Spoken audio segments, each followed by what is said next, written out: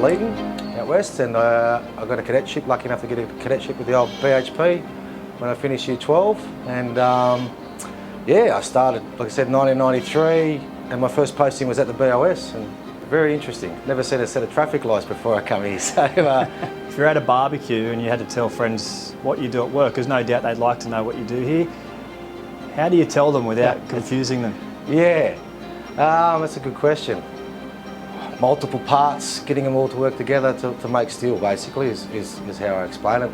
I've actually, lucky enough, I've brought all my family around here over the years to see the process, and so they've got a fair idea about what happens in here.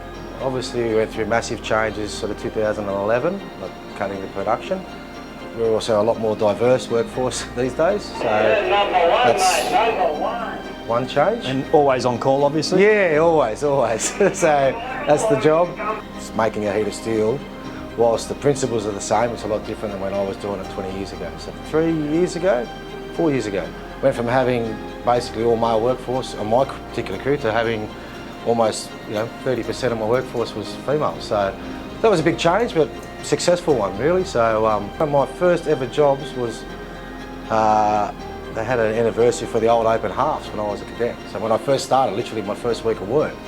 So yeah, so seeing the BOS go 50, that's a pretty big achievement. So yeah, it's good to be a part of it.